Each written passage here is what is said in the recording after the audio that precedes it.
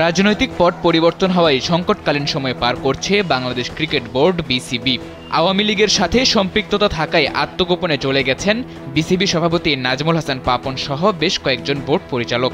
বর্তমান প্রেক্ষাপটে বোর্ড সভাপতির দায়িত্ব পালন করা পাপনের জন্য এক প্রকার অসম্ভব। এরই মধ্যে বিসিবি সভাপতির পদ থেকে তিনি সরে দাঁড়াবেন বলে শোরগোল ওঠে। আনুষ্ঠানিক ঘোষণা না দিলেও বিসিবি থেকে পাপনের সরে যাওয়া এক প্রকার নিশ্চিতই বলা যায়। অন্তর্বর্তীকালীন সময়ের জন্য সভাপতি নিয়োগের ক্ষেত্রে সরকারি হস্তক্ষেপ হলে আইসিসির নিষেধাজ্ঞার আশঙ্কাও রয়েছে। তবে সেসব এড়িয়েও পাপন পরবর্তী সভাপতি নিয়োগ দেওয়া সম্ভব। আর তাতেই নতুন করে উঠেছে প্রশ্ন, কে হবেন বিসিবির নতুন সভাপতি।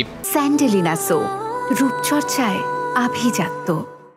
আলোচনায় উঠে এসেছে বেশ কয়েকজন হেভিওয়েট নাম। সৈয়দ আশরাফুল হক, নাজমুল আবেদিন ফাহিম ছাড়াও বিসিবি সভাপতি পদে পরিচালক আকরাম খান ও মাহবুব আনামকে নিয়ে মেলেছে গুঞ্জনের ডালপালা।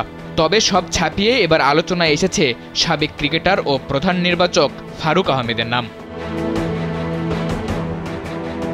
বিসিবি পুনর্গঠনের জন্য এরই মধ্যে কয়েকজন ক্রিকেট ব্যক্তিত্বের সঙ্গে যোগাযোগ করেছে অন্তর্বর্তীকালীন সরকারের ক্রীড়া উপদেষ্টার কার্যালয়। তাদের মধ্যে ফারুক আহমেদ ছাড়াও আছেন জাতীয় দলের আরও দুই সাবেক অধিনায়ক আমিনুল ইসলাম, খালেদ মাসুদ পাইলট এবং ক্রিকেট কোচ ও বিশ্লেষক নাজমুল আবেদিন ফাহিম।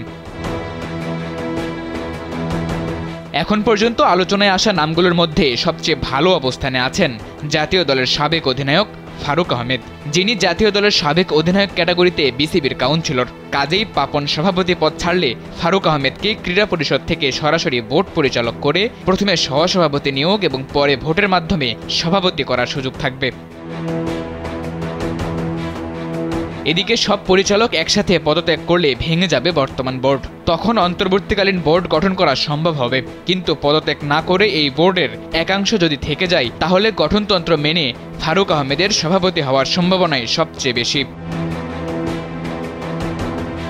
সাদাতুর রাফি, কালবেলা।